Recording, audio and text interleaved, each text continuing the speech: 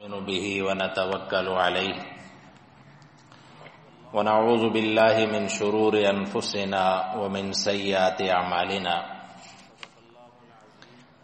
من يهده الله فلا مضل له ومن يضلله فلا هادي له ونشهد أن لا إله إلا الله وحده لا شريك له ونشهد أن سيدنا ومولانا محمدا عبده ورسوله أما بعد فأعوذ بالله من الشيطان الرجيم بسم الله الرحمن الرحيم يا أيها الذين آمنوا اتقوا الله وذروا ما بقي من الربا إن كنتم مؤمنين فإن لم تفعلوا فأذنوا بحرب من الله ورسوله وإن تبتم فلكم رؤوس أموالكم لا تظلمون ولا تظلمون وإن كان ذو عسرة فنظرة إلى ميسرة وأن تصدقوا خير لكم إن كنتم مؤمنين صدق الله العظيم عن جابر بن عبد الله رضي الله تعالى عنه قال رسول الله صلى الله تعالى عليه وسلم لعن الله آكل الربا وموكله وكاتبه وشاهديه وقال هم سواء أو كما قال عليه الصلاة والتسليم صدق الله العظيم وصدق رسوله النبي الأمي الكريم ونحن على ذلك من الشاهدين والشاكرين والحمد لله رب العالمين اللهم صل على سيدنا ومولانا محمد وعلى آل سيدنا ومولانا محمد وأصحاب سيدنا ومولانا محمد وبارك وسلم وصل عليه.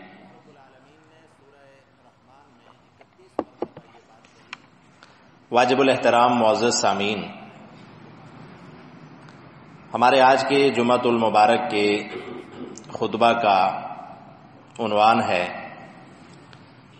سود کی معاشی اور اخلاقی قباحتیں. اسی عنوان کے متعلق میں نے قرآن کریم سے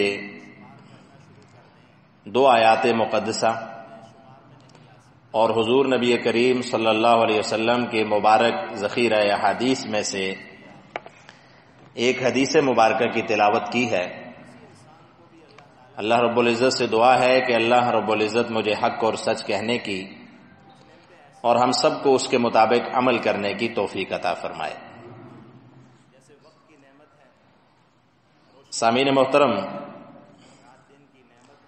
اسلام اللہ تعالی کا آخری اور پسندیدہ دین ہے.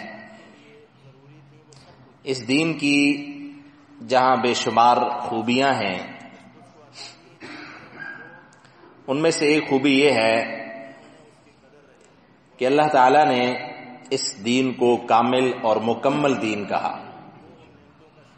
الیوم اکملت لکم دینکم، آج کے دن میں نے تمہارے لیے تمہارا دین مکمل کر دیا. دین کمپلیٹ ہے. اس میں انسانی زندگی کے ہر شعبے کے متعلق اللہ تعالی نے رہنمائی بھی کی ہے اور اصول اور ضوابط بھی بیان فرمائے ہیں. خواہ وہ عبادات سے متعلق ہوں، اخلاقیات سے متعلق ہوں، حسن معاشرت سے متعلق ہوں یا اقتصادیات سے متعلق ہوں، ہر لحاظ سے اللہ تعالیٰ نے ہمارے لیے اصول اور ضوابط اس دین میں بیان کیے. اگر ہم اکنامک کے لحاظ سے اللہ کے اس قرآن کا مطالعہ کریں، معاشیات کے لحاظ سے، تو اللہ تعالیٰ نے اس میں بے شمار باتیں بڑی تفصیل کے ساتھ بیان فرمائی ہے. سب سے پہلی بات تو یہ ہے کہ اللہ کی خاص عطا ہے انسانوں پر کہ اللہ تعالیٰ نے انہیں مال جیسی نعمت سے عطا جو ہے نوازا، اور پھر انسانوں کے لیے یہ جائز قرار دیا، بلکہ حکم دیا کہ وہ محنت کریں اور اللہ کی دی ہوئی اس کائنات سے اپنا رزق تلاش کریں، محنت کر کے کمائیں اور کھائیں۔ یہ اللہ نے انسان کے لیے کائنات پیدا کی ہے، اس کی نعمتیں اللہ نے انسان کے لیے پیدا کی۔ جیسا کہ فرمایا جمعے کی نماز جب پڑھ لو فَإِذَا قَضَيْتُمُ الصَّلَاةَ، جب نماز پڑھ لو تو فَانْتَشِرُوا فِي الْأَرْضِ، پھر زمین میں پھیل جاؤ، وَابْتَغُوا مِنْ فَضْلِ اللَّهِ، اور اللہ کا فضل تلاش کرو۔ یہاں فضل کی تفسیر تمام مفسرین نے مال سے کی ہے۔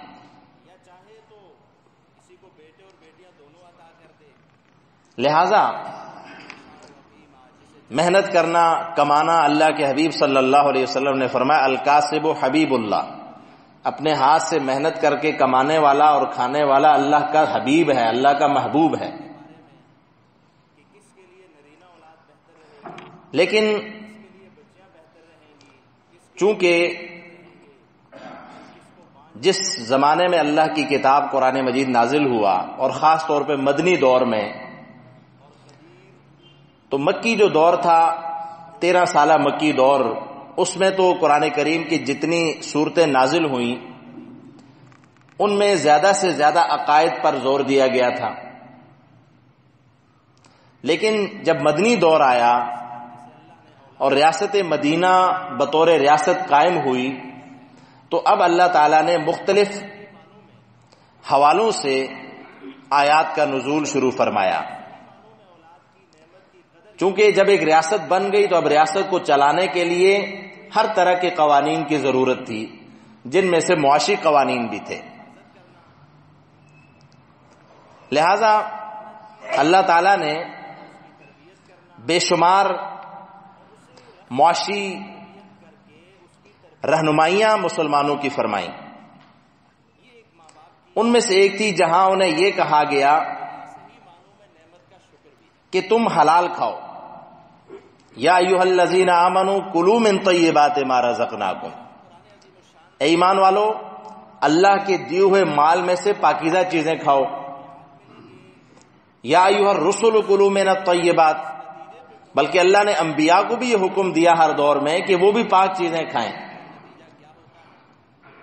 لہذا ایمان والوں کو بھی یہی حکم ہوا۔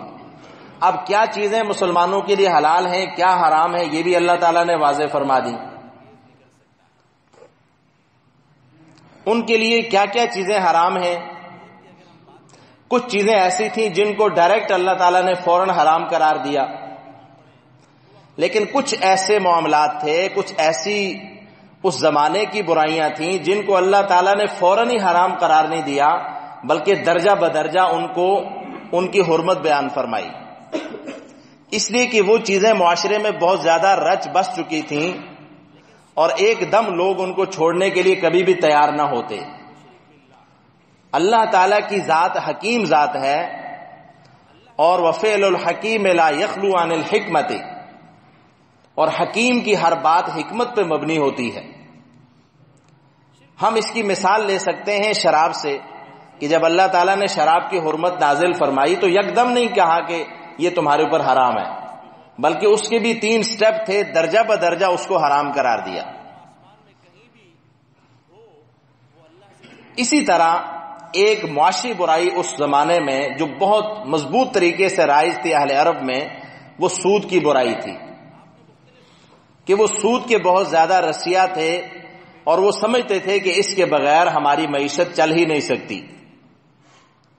لہذا اللہ تعالیٰ نے سود کی حرمت بھی نازل فرمائی، لیکن اس میں بھی تدریج اور درجہ بدرجہ اس کو حرام قرار دیا۔ سامعین محترم، عربی زبان میں لفظ سود جو ہم استعمال کرتے ہیں، عربی زبان میں اس کے لیے لفظ ربا ہے۔ ربا ربا حرام قرار دیا۔ یا ایھا الذین آمنوا لا تأکلوا الربا، اے ایمان والو ربا مت کھاؤ، مطلب سود مت کھاؤ۔ احل اللہ البیع وحرم الربا، اللہ نے بیع اور تجارت اور خرید و فروخت کو حلال قرار دیا ہے، وحرم الربا، اور سود کو حرام قرار دیا ہے۔ اللہ فرماتے ہیں کیوں؟ ذالک بانہم قالوا انما البیع مثل الربا۔ مشرکین مکہ جو تھے اور اہل عرب جو تھے وہ سود کو اتنا پسند کرتے تھے کہ وہ سود کو اصل کہتے تھے اور تجارت کو اس کی شاخ سمجھتے تھے۔ وہ کہتے تھے اصل تو ہے ہی سود اور تجارت تو اس کی ایک قسم ہے۔ قالو، وہ کہتے تھے کہ انما البیع مثل الربا، تجارت سود کی طرح ہے، مطلب سود اصل ہے اور تجارت اس کی طرح ہے۔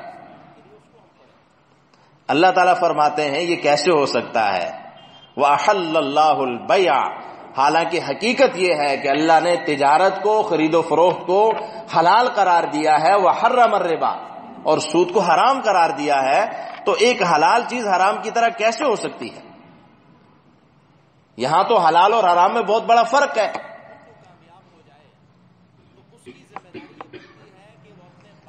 تو سامعین محترم، اللہ تعالیٰ نے اسے حرام قرار دیا، لیکن پہلے درجے میں اللہ تعالیٰ نے جب سود کی حرمت نازل فرمائی نا، تو یوں ارشاد فرمایا کہ یہود کی بہت ساری اخلاقی اور معاشی جو برائیاں تھیں، جو قباحتیں ان کے معاشرے میں پیدا ہوئی تھیں، ان میں سے ایک یہ تھا کہ وَأَخْذِهِمُ الرِّبَا، کہ وہ سود لیتے تھے، وَقَدْ نُهُوا عَنْهُ، حالانکہ انہیں سود لینے سے منع کیا گیا تھا، لیکن وہ اس سے باز نہیں آتے تھے۔ تو اشارہ کر دیا کہ جس طرح یہود کے لیے سود حرام تھا، تمہارے لیے بھی یہ عنقریب حرام ہونے والا ہے۔ اور پھر اس کے بعد اگلے سٹیپ میں مسلمانوں کو یہ اشارہ دیا کہ اے ایمان والو، لا تأکلوا الربا اضعافا مضاعفا، سود پر سود مت کھاؤ، دگنا سود مت کھاؤ۔ تو یہاں ایک درجے کے سود میں قباحت بظاہر منع نہیں کی گئی، ڈبل سود کو حرام قرار دیا گیا۔ اور پھر تیسرے درجے میں جتنی آیات نازل ہوئیں اس میں اللہ رب العالمین نے مطلقاً چاہے سنگل درجے کا ہو یا ڈبل درجے کا سود ہو اسے حرام قرار دیا۔ اور پھر اگر ہم دیکھیں تو قرآن کریم میں 8 آیات اور 40 سے زیادہ احادیث اس کی حرمت پر نازل ہوئی، جن میں اللہ تعالیٰ نے اور اللہ کے حبیب صلی اللہ علیہ وسلم نے بڑی وضاحت کے ساتھ سود کی حرمت کو بیان فرمایا۔ اب مشرکین مکہ میں یا اہل عرب میں جو سود رائج تھا، یا اس کی جو ڈیفینیشن ہے، جو اس کی تعریف ہے، وہ علماء کرام نے کیا کی، مفسرین نے سود کی تعریف کیا کی؟ تو فرمایا احکام القرآن ابن عربی رحمت اللہ علیہ نے ایک تعریف یہ کی کہ الربا فی اللغت الزیادہ، ربا جسے ہم سود کہتے ہیں، ربا لغت میں زیادتی کو کہتے ہیں، کسی چیز کی زیادتی، بڑھنا کسی چیز کا۔ لیکن تجارتی معاملات میں ہر وہ زیادتی جس کا کوئی عوض نہ ہو، جس کا کوئی مد مقابل نہ ہو، جس کا کوئی بدلہ نہ ہو۔ فرض کریں ہم نے ایک بندے کو قرض دیا 100 روپے اور ہم اس سے واپس 110 لیتے ہیں، تو 100 تو 100 کے بدلے میں ہے، یہ جو 10 ہے اس کا کوئی عوض نہیں ہے، اس کا کوئی بدلہ نہیں ہے۔ تو اس طرح کی زیادتی کو جس کا عوض کوئی نہ ہو، لا یقابلھا عوض، ایسی زیادتی کو سود کہتے ہیں۔ اور ایک تعریف یہ کہ کل قرض جر منفعۃ، ایسا قرض جس پہ منافع لیا جائے وہ حرام ہوگا۔ اسی طرح لسان العرب میں ابن منظور افریقی رحمت اللہ علیہ نے جو تعریف بیان کی، وہ کہتے ہیں کہ کل قرض یؤخذ به اکثر منہ، ہر وہ قرض جس کے بدلے میں اضافہ لیا جائے، تو ملتی جلتی تعریف ہے۔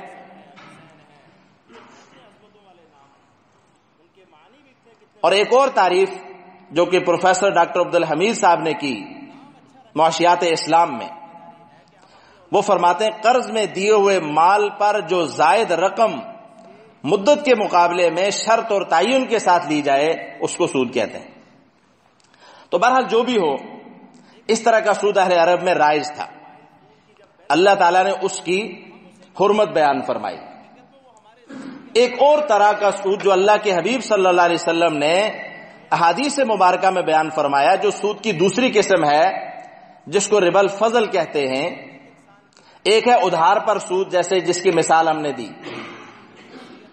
ایک ربا الفضل جس کا اللہ کے حبیب صلی اللہ علیہ وسلم نے بیان فرمایا کہ نقد پر سود، الذهب بالذهب والفضة بالفضة، سونا سونے کے بدلے میں بیچا جائے، نقد اور یدم بیدن، ہاتھوں ہاتھ بیچا جائے لیکن اضافے کے ساتھ بیچا جائے۔ فار ایگزامپل یہ ہے کہ ایک ہی طرح کی فرض کریں کھجور ہے، ایک ہی قسم ہے، ایک ہی چیز ہے، ایک ہی طرح کی، لیکن 1 کلو کے بدلے میں 2 کلو لی جائے، 1 کلو کے بدلے میں 1.5 کلو لی جائے، دونوں کی جنس بھی ایک ہے، سیمپل بھی ایک ہے، نمونہ ایک ہے، تو پھر 1 کلو کے بدلے میں 1.5 کلو کیوں لی جائے؟ کلو کے بدلے میں ہی ہونا چاہیے۔ تو یہ ایک دوسری قسم ہے۔ بہرحال پہلی قسم ہو یا دوسری قسم ہو، اللہ رب العالمین نے قرآن کریم میں وضاحت کے ساتھ دونوں طرح کی زیادتیوں کو، دونوں طرح کے اضافے کو سود قرار دیا اور اسے حرام قرار دیا، اور یہاں تک کہ فرمایا کہ جس وقت سود کی حرمت نازل ہوئی، فرمایا اب یہ تمہارے لیے حرام ہے، لہذا جس کسی پر بھی جو سود ہے، یا ایھا الذین آمنوا اتقوا اللہ، اے ایمان والو اللہ سے ڈرو، وذروا ما بقی من الربا، اور جو تمہارے ایک دوسرے پہ سود ہیں انہیں چھوڑ دو، وہ تمہارے لیے حلال نہیں ہے۔ ہاں اپنی اصل رقم واپس لو، اس کا تمہیں حق ہے، تم اس کے حقدار ہو۔ اور فرمایا فَإِن لَّمْ تَفْعَلُوا، اگر تم اس سے باز نہیں آؤ گے، فَأْذَنُوا بِحَرْبٍ مِّنَ اللَّهِ وَرَسُولِهِ، تو اللہ اور اس کے رسول کے ساتھ لڑائی کے لیے، جنگ کے لیے تیار ہو جاؤ۔ سامعین محترم، بے شمار گناہ ہیں قرآن کریم میں جنہیں ممنوع قرار دیا گیا، جیسے شراب ہے، زنا ہے، قتل ہے، تہمت لگانا ہے، غیبت ہے، جھوٹ، بہتان، بہت سارے گناہ ہیں، جرائم ہیں، لیکن ہر ایک کو اللہ نے منع تو کیا، حرام قرار دیا، لیکن ان کو دوبارہ کرنے والے کے ساتھ اعلان جنگ کا اعلان نہیں کیا۔ واحد ایک گناہ ایسا ہے جس کو اللہ نے صرف حرام نہیں کیا، بلکہ یہ فرمایا کہ اگر تم اس سے باز نہیں آئے تو فَأْذَنُوا بِحَرْبٍ مِّنَ اللَّهِ وَرَسُولِهِ، تو پھر اللہ اور اس کے رسول کے ساتھ لڑائی کے لیے، جنگ کے لیے تیار ہو جاؤ۔ وَإِن تُبْتُمْ، اور اگر تم توبہ کرتے ہو، فَلَكُمْ رُءُوسُ أَمْوَالِكُمْ، تو جو تمہارا اصل مال ہے وہ تمہیں واپس لینے کا حق ہے، لیکن اس پہ اضافہ یا زیادتی یا بڑھوتری بطور سود جو تم نے دی ہے وہ واپس لینے کا تمہیں حق نہیں ہے۔ تم اپنے اصل مال کے حقدار ہو، جب چاہو اس کا مطالبہ کر سکتے۔ فرمایا سامعین محترم، اللہ تعالیٰ نے ان سب چیزوں کو حرام قرار دیا، اس کی بے شمار حکمتیں ہیں، بے شمار جن چیزوں، اب دیکھیں بہت ساری چیزیں ایسی ہیں، بہت سارے گناہ ایسے ہیں، جیسے شراب ہے۔ اب اللہ تعالیٰ نے فرمایا کہ شراب جو ہے یہ حرام ہے، لیکن اسی کے بارے میں یہ بھی فرمایا کہ اس میں فیہما اسم کبیر ومنافع للناس، انما الخمر والمیسر والانصاب والازلام رجس من عمل الشیطان۔ یہ شراب جو ہے اس کے بارے میں اللہ نے فرمایا اسم کبیر، گناہ بھی بہت بڑا ہے، منافع للناس، لیکن لوگوں کے لیے تھوڑا بہت منافع بھی ہے۔ کوئی بھی گناہ ایسا نہیں ہے جس کا کسی کو فائدہ نہیں ہوتا۔ فرض کریں چوری ہے تو چور کو تو فائدہ ہوتا ہے، یا کوئی دیگر گناہ لے لیں، لیکن اس فائدے سے جو نقصان ہے وہ اسمہما اکبر من نفعہما، نقصان بہت زیادہ ہے۔ ایسے ہی جو سود ہے، بظاہر ایک سود لینے والے کو فائدہ ہو رہا ہے، لیکن نقصان پوری قوم کو ہوتا ہے، نقصان پورے معاشرے کو ہوتا ہے۔ تو اس ایک بندے کے فائدے کو دیکھتے ہوئے سب کے نقصان کو برداشت نہیں کیا جا سکتا، لہذا اللہ تعالیٰ نے انفرادی مفاد کو اجتماعی نقصان پر ترجیح نہیں دی، انفرادی مفاد کو پس پش ڈال کر اجتماعیت کے مفاد کو مد نظر رکھتے ہوئے ارشاد فرمایا کہ یہ تمہارے لیے حرام ہے۔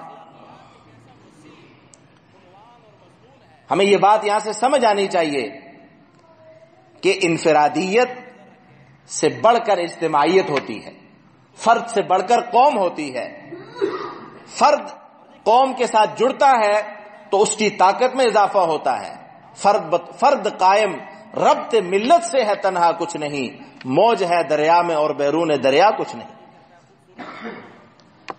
سامعین محترم، اسی طرح احادیث مبارکہ میں بھی بہت ساری ایسی روایات ہمیں ملتی ہیں، جیسے میں نے عرض کیا کہ 40 سے زیادہ روایات، 2-3 کا میں یہاں ذکر کروں گا۔ اللہ کے حبیب صلی اللہ علیہ وسلم نے فرمایا 7 ہلاک کرنے والے گناہوں سے بچو، 7 موبقات، 7 ہلاک کرنے والے گناہ ہیں جن کو کرنے والا ہلاکت میں ڈل جاتا ہے، ایسے گناہوں سے بچو۔ ان 7 میں سب سے پہلا گناہ کیا ہے؟ الاشراک باللہ، اللہ کی ذات و صفات میں کسی کو شریک ٹھہرانا، شرک کرنا۔ دوسرا گناہ جادو، جو کہ کفر ہے، جس کو اللہ نے کفر کہا، اس سے بچو۔ تیسرا کسی کو بلا وجہ قتل کر دینا۔ اور چوتھا جو گناہ ہے، چوتھی جو ہلاک کرنے والی چیز جسے اللہ کے حبیب نے ارشاد فرمایا وہ ہے سود۔ اور علماء کرام نے یہ بات لکھی ہے، جیسا کہ ابھی آیت کی روشنی میں بھی آیا کہ اللہ نے یہود سے بھی کہا کہ ان کی ایک بری عادت ہے، وہ کیا ہے کہ اخذہم الربا، سود کھاتے ہیں، سماعون للکذب اکالون للسحت۔ ان کی اللہ نے بے شمار برائیاں جو بیان کی، ان میں سے ایک یہ تھی کہ سماعون للکذب، جھوٹ کو بہت پسند کرتے ہیں، جھوٹ پھیلاتے ہیں، اور اکالون للسحت، ناجائز کمائیاں کھانے والے۔ تو اسی طرح سود جو ہے، 3 گناہ ایسے علماء نے لکھے ہیں جو ہر شریعت میں حرام رہے، زنا، قتل اور سود۔ یعنی بدکاری بھی ہر شریعت میں حرام رہی، قتل بھی اور سود بھی۔ تو اگر ہم چاہتے ہیں کہ ہم ہلاکت میں نہ پڑیں تو ہمیں اس گناہ سے باز آنا پڑے گا۔ ایک اور روایت میں اللہ کے حبیب صلی اللہ علیہ وسلم نے فرمایا، جو خطبے میں بھی تلاوت کی گئی، اللہ تعالی ہمیں جو اس حدیث میں جن لوگوں کو اللہ کی رحمت سے دوری کا جو ہے کہا گیا، اللہ کے حبیب صلی اللہ علیہ وسلم نے فرمایا لعن اللہ آکل الربا، جو سود کھانے والا ہے، جو کھلانے والا ہے، اس کے معاملات لکھنے والا، اس کا گواہ بننے والا، یہ سب کے سب اللہ کی رحمت سے دور ہیں۔ اگر ہم چاہتے ہیں کہ اللہ کی رحمت کے سائے میں ہم آ جائیں تو ہمیں اس جرم سے باز آنا پڑے گا، اس گناہ کو ہمیں چھوڑنا پڑے گا۔ ایک اور روایت میں اللہ کے حبیب صلی اللہ علیہ وسلم نے فرمایا 4 گناہگار ایسے ہیں جن کے بارے میں اللہ نے لازم کر دیا کہ انہیں جنت میں داخل نہیں فرمائے گا۔ ان میں سے ایک یہ ہے جو شراب کا عادی ہو، عادی مجرم، جو اس کے بغیر رہ نہیں سکتا۔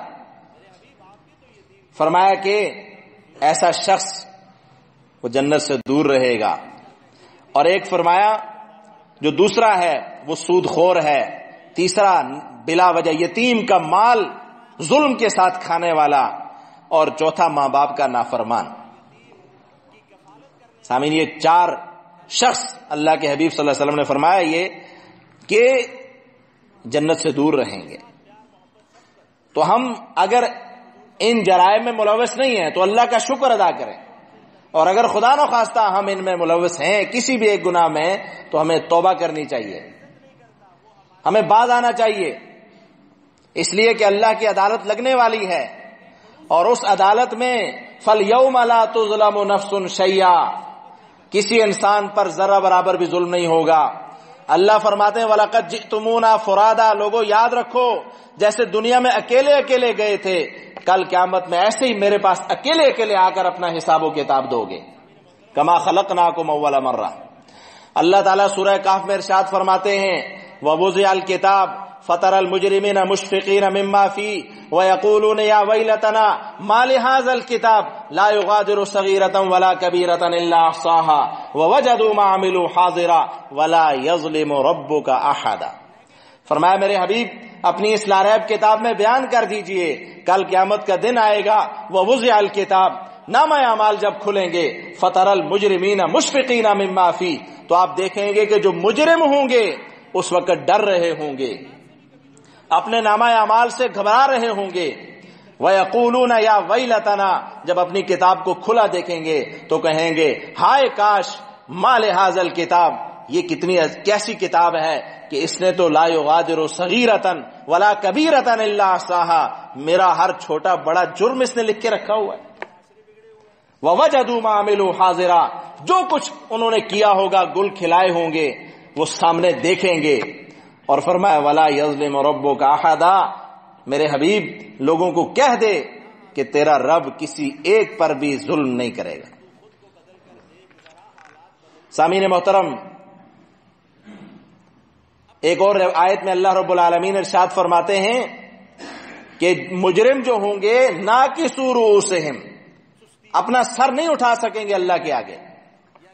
اور سود خوروں کے بارے میں اللہ نے فرمایا جو اس جرم میں ملوث ہوں گے، الذین یأکلون الربا، وہ لوگ جو سود کھانے میں ملوث ہیں، لا یقومون الا کما یقوم الذی یتخبطہ الشیطان من المس، یہ جب اللہ کے سامنے کل کھڑے ہوں گے تو یہ اس بندے کی طرح کھڑے ہوں گے جس پر نشے کے اثرات ہوں، جو مجنون ہو، جسے شیطان نے چھوا ہو، یعنی اس پر جنون کا اثر ہو، تو وہ جیسے صحیح کھڑا نہیں ہو سکتا، کبھی ادھر گرتا ہے کبھی ادھر، فرمایا یہ ایسے اللہ کے آگے کھڑے ہوں گے۔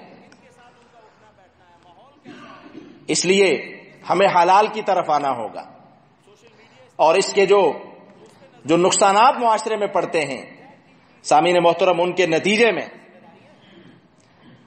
معاشی تنگی پھیلتی ہے، شقاوت بڑھتی ہے، دل سخت ہو جاتے ہیں، دغابازی عام ہوتی ہے، جھوٹ عام ہوتا ہے، اور معاشی ترقی میں رکاوٹ پڑتی ہے۔ وہ کیسے پڑتی ہے؟ آپ دیکھیں کہ فرض کریں 5 کروڑ آدمی ایک شہر میں رہتا ہے اور 5 کروڑ آدمی ہر مہینے 10 روپے وہ سود دیتا ہے، سود کی مد میں رقم دیتا ہے، تو ایک مہینے کا جو 5 کروڑ آدمیوں نے 10-10 روپے بطور سود دیا تو 50 کروڑ روپے بطور سود انہوں نے ادا کیا۔